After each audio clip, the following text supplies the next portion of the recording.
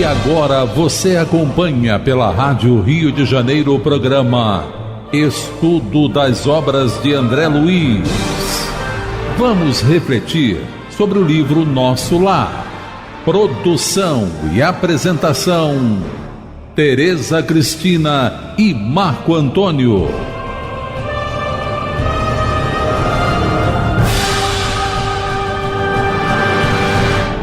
Amigos ouvintes da emissora da Fraternidade Rádio Rio de Janeiro, novamente estamos aqui com a permissão de Jesus e o trabalho constante, com certeza, dos bons espíritos, para podermos dar continuidade ao estudo da vida no mundo espiritual através da obra Nosso Lar. Obra que foi ditada pelo Espírito André Luiz e que foi psicografada pelas mãos abençoadas de Francisco Cândido Xavier. Olá, caros ouvintes da Rádio Rio de Janeiro. Estamos começando o nosso estudo, estamos estudando o capítulo 44 do livro Nosso Lar, intitulado As Trevas. No último programa, o André Luiz faz uma pergunta para Ulísias se somente os encarnados são suscetíveis de cair nas trevas, né? De se precipitarem no despenhadeiro, no caso aqui, ele está se referindo às trevas, aos abismos trevosos. E Ulísias, ele diz para o André Luiz o seguinte: em todo lugar, o espírito pode precipitar-se nas furnas do mal, salientando, porém, que nas esferas superiores as defesas são mais fortes. A gente até comentou que para o Chico Xavier pegar uma caneta é tão grave quanto eu assaltar um banco, porque o conhecimento dele é tão maior, né? E a sabedoria, a bondade dele, a elevação dele é tão maior que a minha, que para ele, né, pegar uma caneta é tão grave quanto eu assaltar um banco e matar as pessoas no banco, né, querendo dinheiro dos outros. Ele não vai pegar uma caneta. Agora, lógico, ele não vai fazer. Pode assaltar um banco, mas ele pegar uma caneta. Não vai fazer. Mas é isso que o Ulísias está dizendo, que tanto pode acontecer a queda no mundo espiritual e que essa vai se tornar mais grave dependendo da evolução do espírito. Quando ele, no mundo espiritual, cometer algum erro, né? Cometer alguma queda moral, lógico. Então, agora, nesse programa de hoje, agora nós vamos falar um pouquinho sobre isso. Nós vamos ler a partir do parágrafo 16. Vai ler mais um parágrafo agora. Não, vamos repetir e vamos ler mais um. Tá. Em qualquer lugar, o espírito pode precipitar-se nas furnas do mal, salientando-se, porém, que nas esferas superiores as defesas são mais fortes, imprimindo-se, consequentemente, mais intensidade de culpa na falta cometida. Entretanto, objetei: a queda sempre me pareceu impossível nas regiões estranhas ao corpo terreno. Então o André Luiz fala para o Lísias: mas Lísias, eu achei que depois que a gente morre, a gente não faz mais bobagem nenhuma, né? Isso é que ele está dizendo para o Lísias. E estudando isso, eu me lembrei do livro da Dona Ivone do Amaral Pereira, Dramas da Obsessão. Nesse livro tem a história do Leonel e os judeus. É uma história interessantíssima e dá um exemplo muito grande sobre essa realidade. Conta a história de uma família de judeus que eram um pai, 2 filhos e uma sobrinha que foram torturados na Inquisição. Eles eram pessoas do bem, eles eram trabalhadores, eles viviam honestamente do trabalho, eram pessoas religiosas, né, espiritualizadas. Só que quando eles desencarnam, eles não conseguem perdoar. E eles se tornam obsessores dos inquisitores.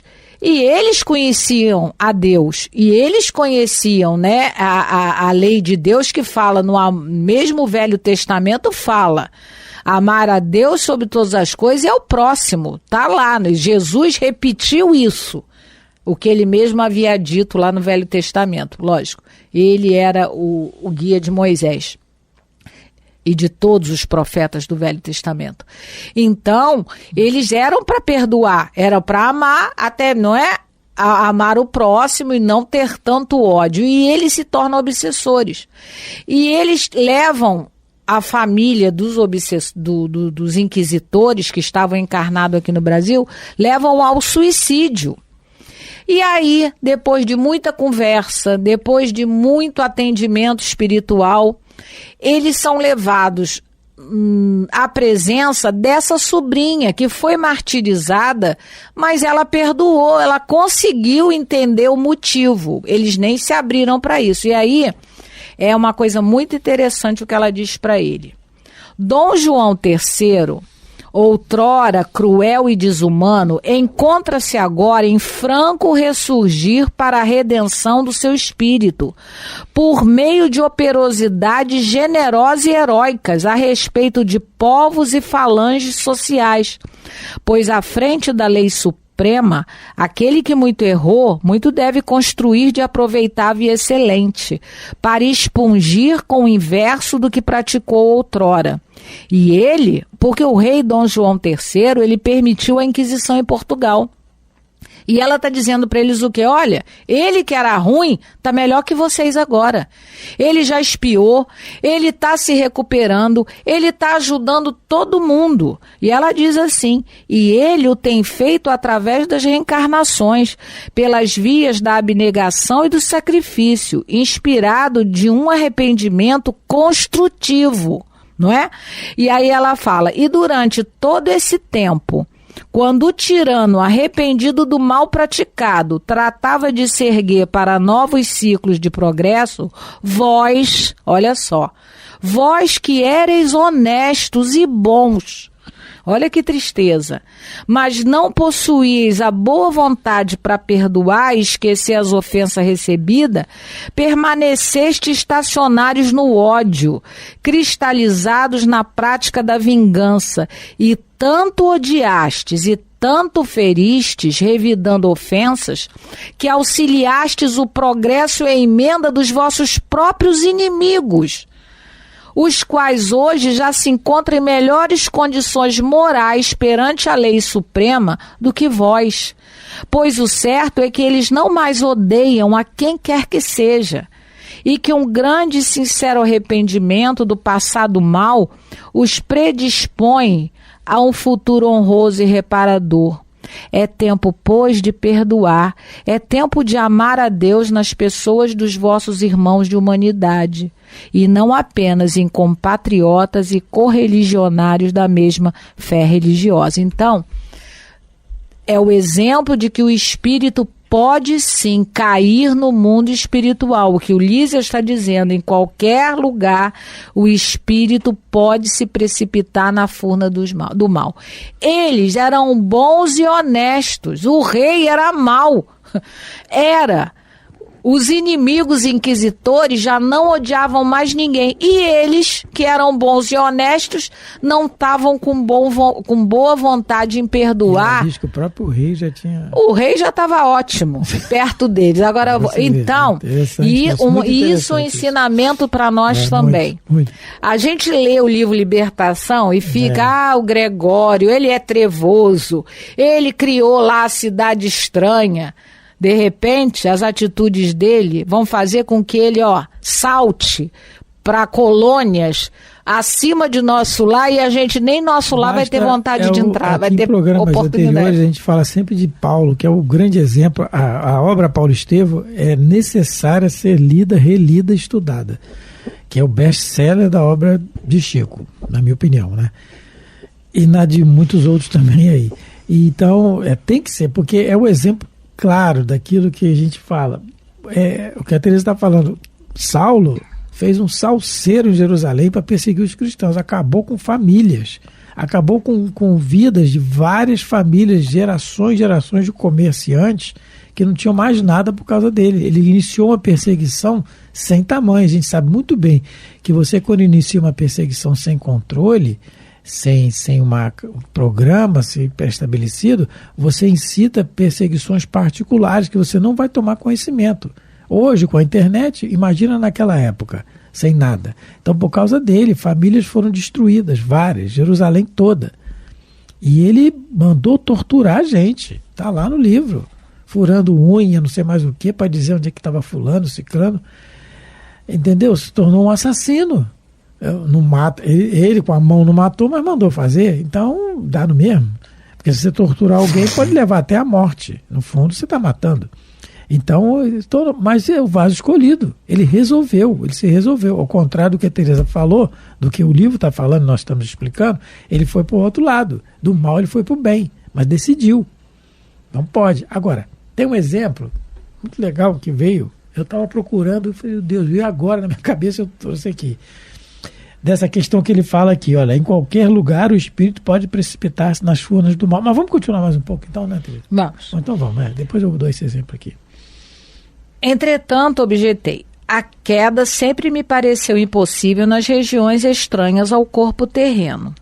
O ambiente divino, o conhecimento da verdade, o auxílio superior, figuravam-se-me antídotos infalíveis ao veneno da vaidade e da tentação. A nós também se figura, né?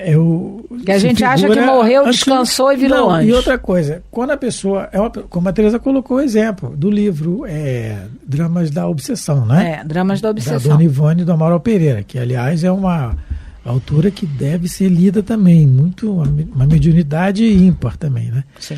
Então, mas que eram pessoas boas, quer dizer, na realidade não eram. Boas e honestas. Mas tentavam, é aquilo, né? Quem? Os judeus eram. Isso. Encarnados eram. Não, mas aí o que eles ficaram depois? Se tornaram, então não eram tão boas, não eram na realidade boas. Não tiveram boa vontade. Exatamente, porque é aquilo, a tentativa que a gente vai fazendo, que a gente falou em programas anteriores. Mas tem um caso aqui muito interessante no livro Sexo e Destino, a Dona Beatriz. Dona Beatriz, ela é uma personagem do livro, uma pessoa boa, que tem um amparo, tem merecimento de ter um amparo ali pessoal. Os espíritos permitem que o filho dela, o Pedro Neves... Pai. Desculpa, pai. Eu sempre falo que é filho, é pai. O pai dela, o Pedro Neves, já há vários anos, no trabalho do bem, no plano espiritual... 40 anos. Quase 40 anos. O André Luiz inicia o livro num diálogo com ele, e aí... Sexo de Destino é a penúltima obra da série André Luiz, e ele tem autorização para amparar a filha na sua desencarnação. Ela está com câncer, uma senhora muito respeitada pelos outros, uma pessoa boa e tal. Ela vai resumir, a história é muito longa, mas para resumir, ela desencarna, desligam os laços dela e levam ela para a colônia. Ela é tratada, tudo mais. Tudo certinho, se equilibra, tudo bem, merecimento, não é? Não passou por umbral, tá lá. Depois, com o decorrer da história, o viúvo dela faz uma opção de bobagem e ele fica doente, ele tem lá uma paralisia e não consegue falar mais. E ela pede para vir em casa ver. Esse é um grande detalhe, gente. Não peçamos, ai meu Deus, para voltar. Se tiver que voltar, é o grande primeiro exemplo que o André Luiz nos dá na obra dele toda, que é a obra de André Luiz, é autorizada pelo Emmanuel, que é autorizada por Jesus. Vamos lembrar disso, não é? Para detalhar para nós a vida no mundo espiritual. Então, o grande exemplo, ele queria vir em casa, mas não ficou pedindo. Na hora que autorizaram, ele veio, você vai em casa, passou um ano. Na despedida da Dona Laura lá, né? Que ela estava Dona Laura, né? Que ela vai reencarnar, não foi isso? E aí falam para ele lá na festa, lá, ó, você vai poder voltar em casa. Ele fica todo alegre. Tudo bem. Passou pelo teste. Aí a Dona Beatriz aqui do livro, ela pede para vir em casa. Eles não autorizam. E o filho dela... Pai. De novo, desculpa. O pai dela, o Pedro Neves, fica insistindo. Como ele podia insistir, tinha autorização para isso, porque tinha muito trabalho no bem, no plano espiritual, eles deixam, mas sabendo, quando eles deixam, sabe que pode até dar um prejuízo, mas vai servir de lição. Porque o espírito superior, ele vê o conjunto, nos vê como espírito eterno, ele não vê aquele momento. Aquela queda vai servir de aprendizado para o futuro, que é o caso que tem também no livro Memória de Suicida, lá do Jerônimo, né? Que quer ver a família. E se degringola todo depois. Bom, aí a Dona Beatriz e o seu pai... Agora acertei. Eles, de tanto Pedro Neves insistir, eles autorizam. Lembrando que ela foi acolhida, está equilibrada. Ela vem. Quando ela vem e vê o marido, o viúvo, o ex-marido, como está numa cadeira de roda, sem poder falar direito, se arrependendo do que fez, mas sem poder falar, ela já fica meia perturbada. Aí ela pede a ele para ir em casa. Aí, quando ela pede a ele para ir em casa... Era um palacete, pelo jeito. Era um palacete, que eles eram muito bem honrados, eram ricos. Quando ela chega em casa, ela vê toda a casa dela destruída. Porque é a história do livro, o marido perde tudo pelas bobagens que fez, tá. E aí, quem quiser ver os detalhes, vê lá o livro. Sexo e Destino. Sexo e Destino. E ela vê a casa toda destruída. Quando ela vê a casa destruída, ela simplesmente tá aqui. Tá aqui, ó. Aí o pai levou ela, o Pedro Neves, e tá aqui. O genitor, arrependido da instigação infeliz, diligenciou recusar, mas não pôde, porque quando ela vê a casa reduzida a um casarão às escuras, ela fica perturbada. Ela simplesmente, gente, enlouquece. Tá aqui, palavras aqui, ó. Beatriz enlouquecera. A desesperada criatura correu de peça em peça, de susto em susto, de grito em grito, até que se rojou de borco nos tacos da espaçosa câmara que lhe merecia a preferência, pronunciando frases desconexas. Quando ela vê a casa abandonada, ela fica desesperada, ela vai de cômodo em cômodo, como isso aqui era assim, tá assim. A casa está totalmente abandonada. Não tem luz, não tem nada. O Luiz Nata coloca só tem a luz da lua. E ela cai no chão, pronunciando frases desconexas. Depois, na outra frase, Beatriz enlouquecera. Aí foram auxiliar ela. 2 semanas de trabalho vigoroso e atenção constante, até que uma equipe médica recomendou a internação dela em hospital adequado. Olha, ela estava no plano espiritual, tudo bem protegido, mas ela insistiu na teimosia, foi ver. E o que mais, desequilibrou ela não foi ver o marido do jeito que estava, foi ver a casa abandonada, e era uma pessoa boa. Então, é aquilo isso aí é muito direcionado àquilo que o Livro dos Espíritos fala, conhece a ti mesmo. Um outro exemplo... Então, o autoconhecimento, ela não se conhecia como nós nos conhecemos. Então, pode se desequilibrar assim, como o Lígia está falando. O próprio pai dela, nesse livro, ele é o exemplo da queda no mundo espiritual. Ele trabalhador há 40 anos. No capítulo 3, ele vai falar sobre isso. Após a desencarnação, achamo-nos na segunda fase da própria existência e ninguém na Terra imagina as novas condições que nos tomam de assalto. De começo, renovamos a vida, equipes salvadoras, apoio na prece, estudo das vibrações, escola da caridade. Ensaiamos felizes o culto dos grandes sentimentos humanos. Depois, quando trazidos de retorno ao trabalho mais íntimo na arena doméstica, que supunhamos varrido para sempre da memória, como na situação especial do meu caso, a didática é outro. É preciso espremer o sangue do coração para confirmar o que ensinamos com a cabeça. Por quê? Porque quando ele vê, depois de 40 anos trabalhando no bem, no mundo espiritual, quando ele vê o genro tendo um caso com a secretária, ele diz que ele ficou desesperado. O homem velho que eu fora e o homem renovado que aspiro a ser digladiavam em minhas fibras recônditas. E ele, o que ele aconteceu? Teve uma hora que ele vai atrás do genro e da amante, e eles estão num cabaré. E ele, o que aconteceu? Quando ele vê os dois dançando e a filha, ele está lembrando da filha que está doente em casa, olha o que ele fudo. Tomado de cólera incoercível, avancei qual fera desacorrentada e irrefletidamente esmurrei-lhe a face.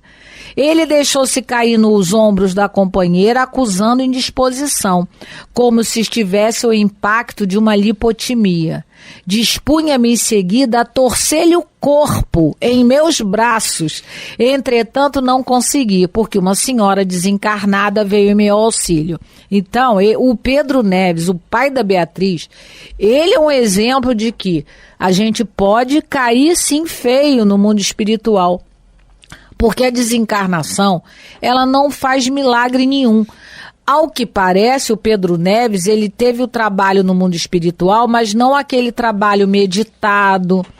Ele teve um trabalho assim de tarefa, de fora só. Ele não usou o trabalho no mundo espiritual para também meditar o quanto isso precisava ser introjetado dentro dele. Porque quando acontece essa situação, ele não consegue ver o genro como uma pessoa doente, desequilibrada. Uma pessoa que está talvez mais enferma do que a própria filha, que estava com câncer. Ele esmurra, né, lá no cabaré, e lógico, o genro sentiu o soco, porque quase desmaiou, caiu, né, pra gente ver que às vezes, do nada a gente tem certas sensações esquisitas, pode ser influência espiritual sim, né? Então, no caso do Pedro Neves, ele também é um grande exemplo de que a morte não muda ninguém, não opera milagre nenhum. Você mesmo no mundo espiritual, tendo todo o conhecimento, porque é o que ele diz aqui, né? Tem o conhecimento da verdade, tem um amparo do superior. O André Luiz achava que isso serviria de antídoto para a questão de você cair no mundo espiritual, e não serviu. Para o Pedro Neves, nem serviu para a família lá dos judeus que foram massacrados. Infelizmente, Olha, não. Disso que nós estamos falando é bem a pergunta 893 do Livro dos Espíritos. Qual a mais meritória de todas as virtudes? Kardec pergunta. É o capítulo da perfeição moral. Resposta: toda virtude tem seu mérito próprio, porque todas indicam progresso na senda do bem. Então, tudo aquilo que a gente treina, por isso a necessidade incessante de treinar, é o progresso que a gente vai fazendo, até o dia que a gente consegue. Aí ele continua: há virtude sempre que há resistência voluntária ao arrastamento dos maus pendores. Então não é ninguém impondo aquilo que eu tenho que fazer, nada impondo, é resistência voluntária, que é o caso que a gente leu aqui do Pedro Neves e da dona Beatriz também. A sublimidade da virtude, porém, está no sacrifício do interesse pessoal. Aí é Então, olha, são 3 fases. A toda virtude tem seu mérito próprio, porque tudo indica progresso. Então, é o progresso incessante que nós temos que fazer. E sempre há virtude, segundo estágio, que é a resistência voluntária. Então, tem situações que não tem ninguém impondo a gente a fazer nada. A gente não tem ninguém vendo, encarnado, né? Lembremos que sempre estamos rodeados dos espíritos. Mas não tem ninguém vendo, aí resistência voluntária em fazer o mal. Né? Não tem ninguém vendo eu fazer e tal, vou pegar aqui. Vou fazer isso. Não tem ninguém vendo. Depois eu peço perdão a Deus. É aquele vício lá que nós trazemos lá da igreja, das igrejas. E aí ele fala: a sublimidade, porém, está no sacrifício do interesse pessoal, pelo bem do próximo, sem pensamento oculto. A mais meritória é que se assenta na mais desinteressada caridade. Então, a virtude é aquilo, é o progresso que eu tenho da resistência voluntária. Eu tenho que resistir. Então, a tentação, quando vier de eu fazer alguma coisa, a resistência voluntária, o querer resistir, é que vai me fazer progredir. Até o ponto que eu chegar como Maria de Magdala, né? Resolver aquele tomar o reino dos céus de assalto, como disse Jesus. Nós estamos terminando mais um programa. Não conseguimos sair das trevas. A gente gosta de estudar das trevas. As trevas a gente tem mais afinidade para falar. Muito obrigado mais pela fácil. atenção, pelo carinho, pela paciência de nos ouvir. Fique com Deus. Deus abençoe vossas vidas, vossos lares. Muita paz de Jesus. A Rádio Rio de Janeiro apresentou o programa Estudo das Obras de André Luiz.